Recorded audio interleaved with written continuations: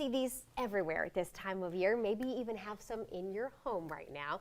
But you may also have poinsettia leaves falling on the floor. And so we had some questions, and Katie Gent with Metrolina Greenhouses is here this morning to help us answer them. How are you? Doing well. How are you? I'm good. This is beautiful. We're going to get into the varieties and all that in a minute. First, tell me a little bit about when Metrolina Greenhouses was first founded. Okay, so Metrolina Greenhouses was founded in 1972.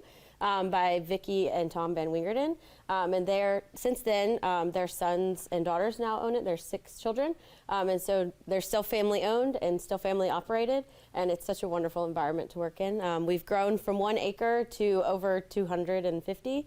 And we have 2 facilities, one in Huntersville, North Carolina, and one in York, South Carolina. So Huntersville to York, 2,000 employees. Yes. Which is incredible.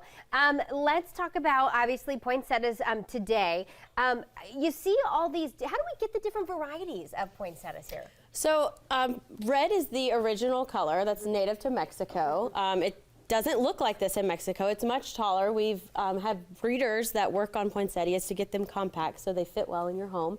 And they work to make sure we don't have leaf drop, which so many people historically had problems with. Yeah. And so now we get white and red, and they're speckled and marbled and many different colors. But the white typically comes from, they look for abnormal cuttings or plants within the red plants, and then they take those white ones and then they continue to propagate them and grow them into other plants and varieties. So little pieces of or differences on the red can help us get the different varieties that we see, yes. Which is really cool to know that background there. Okay, now we want to know how do we stop the leaves from falling off if we have them in our home? Absolutely. So one thing that's really important is to not overwater, but also not underwater. So letting a poinsettia wilt is one of the main things that'll cause the leaves to drop. And so once you see them start to get dry, so the top of the soil becomes slightly dry, and they're no longer heavy, it's a good time to water. We don't want them to sit wet, the feet to sit wet, as we like to say. So it's a good idea if they have one of those foil covers over the pot to take that off.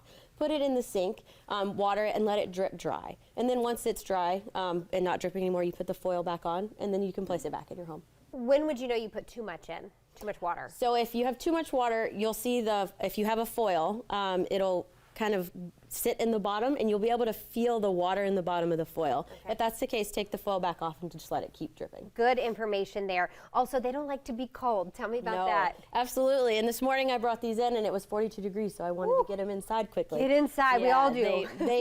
They don't like to be absolutely colder than 45. That can cause some damage to them. But a good idea for your home temperatures is between 65 and 70. So what homes are probably naturally at. Okay, good.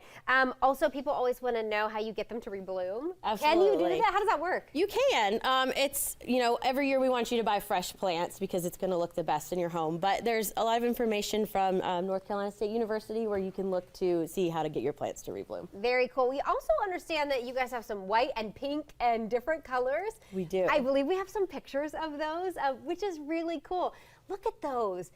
Now, how do you get them to be that vibrant blue or these purples that we see? So we actually paint them. What? Absolutely. So what our teams do is once those are white poinsettias, and then at the end when they're ready to ship, we take them, we paint them with the blue or the purple, and at the end we actually put glitter on them. Oh my gosh, if Kristen Miranda were in here, she'd be losing her mind. She'd be like, give me all the glitter poinsettias. And actually, us talking made me think, you hear it said poinsettia and poinsettias. Is there a perfect way to say it, or is it kind of like tomato? So I would say we say it poinsettia, but either way is fine. Perfect. One other question, and this is a big one.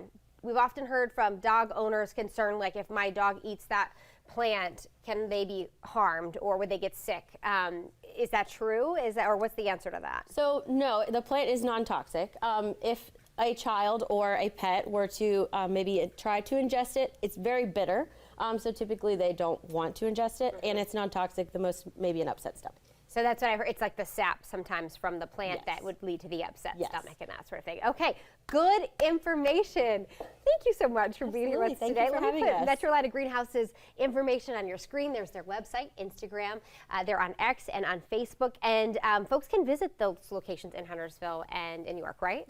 So we do have a consumer open day once a year that you can tour our trial garden. And we don't open the greenhouse due to safety reasons, but the trial garden, check our Facebook, and there's information typically around June on that. Very good. Otherwise, you're shipping them to Lowe's, Home Depot, and Walmart in 15 Yes. states. Very good. All right. Well, now that we've learned all of this, Jorge, I got to send it back over to the kitchen.